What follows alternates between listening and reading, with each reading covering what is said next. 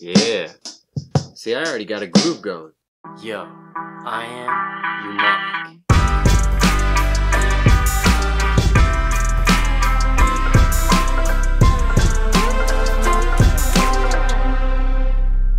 Hello, my friend. I'm glad that you're here for the first time or once again. If you like making music on your phone, consider subscribing because today we are talking about ntrack Studio. Now, a little forewarning, this beat may be completely whack, so I want to focus on making it more of a tutorial for you if you're interested in using it because it is awesome.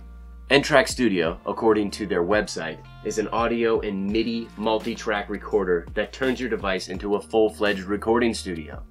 That's a high claim. Let's see if it stands up to our tests. Yeah. See, I already got a groove going. Let me show you how I did that. The 3 lines down at the bottom right. New song. We'll start from scratch. Nice. Start your song. This is a cool menu because it has colors and pictures. Those always help, my friends. I am going to start by playing the drums. It's a little drum kit. We get our bass kick, open and closed hi-hat depending where you hit it.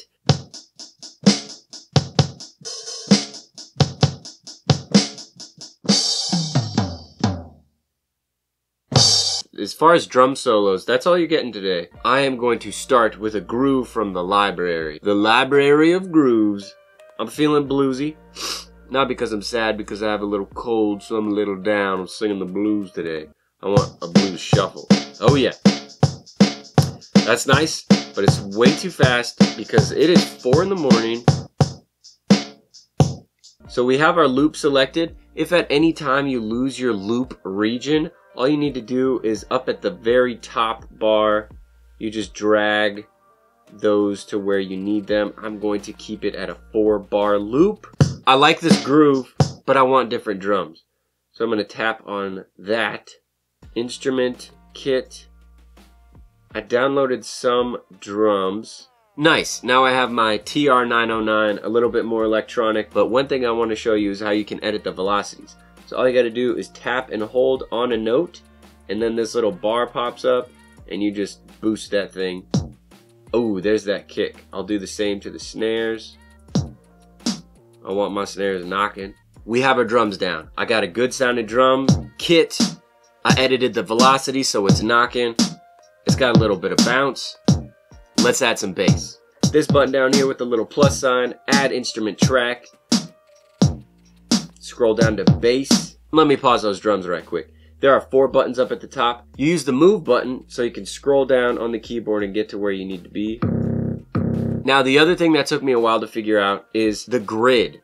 So you need to get back into the main screen, and then up at the top left there's this green grid. Next to it says the word measure. Click that, change it to, let's say, 1/8 notes. Then when you go back into your MIDI clip, by double tapping, you can see that the grid is changed.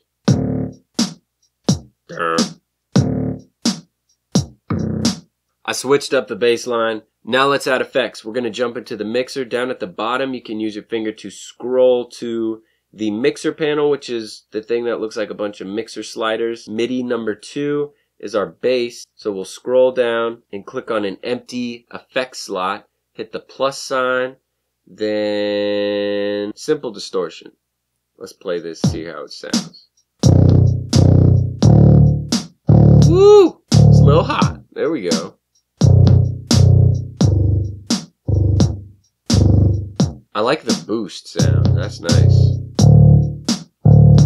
We need some type of melody. To do that, I'm going to add a new track, and then this time use the step sequencer, which really, I think this is the best part of this app. I'm feeling orchestral strings. I love cello.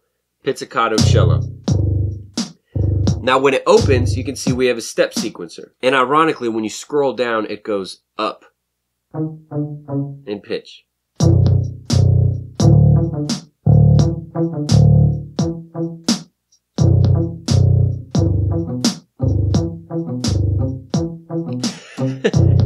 Why am I pushing the space bar? I'm trying to stop it. I'm not using my computer, I'm using my phone. Hit this green box up at the top left. This is where things are kind of cool. So we have one pattern, which is slightly lacking. If we want to add a new pattern, here over on the right, Now we have pattern 2.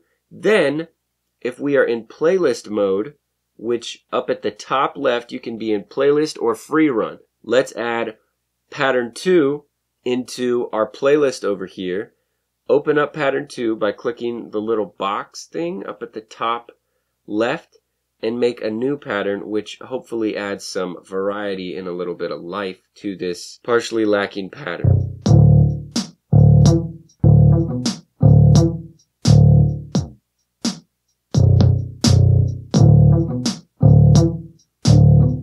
I have 2 patterns. Now when I exit this, we'll go back into our main view here. And as you can see, I have pattern 1 and pattern 2.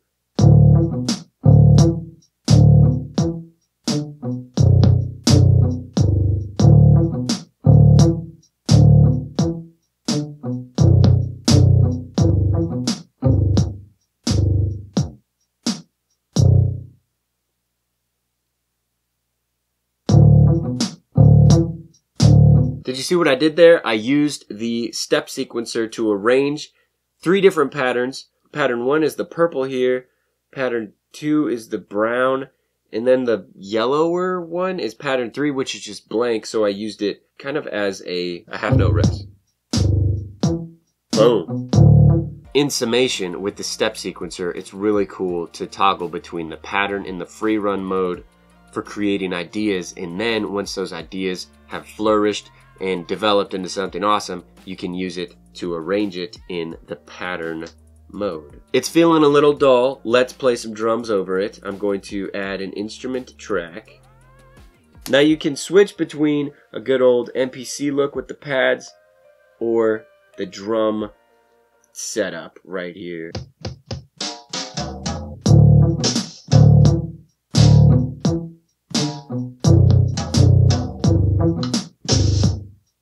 Edit that clip. Kind of whack. Delete this one and that one and that.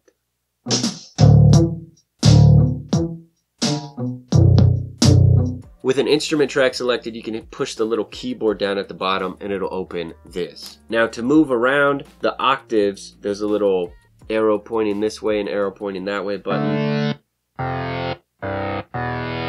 Nice. Before I mess with this sound, I want to open up the mixer and add a delay to this one.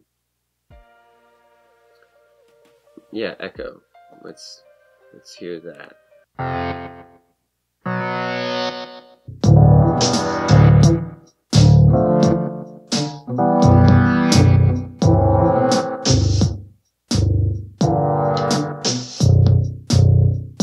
Dude, that is all. Exit, close. ntrack 9. Uninstall. So what did we learn today? ntrack 9 is a powerful app. There's all kinds of things that you can do. Some of them are more difficult than others. Some of them are more difficult for others than others.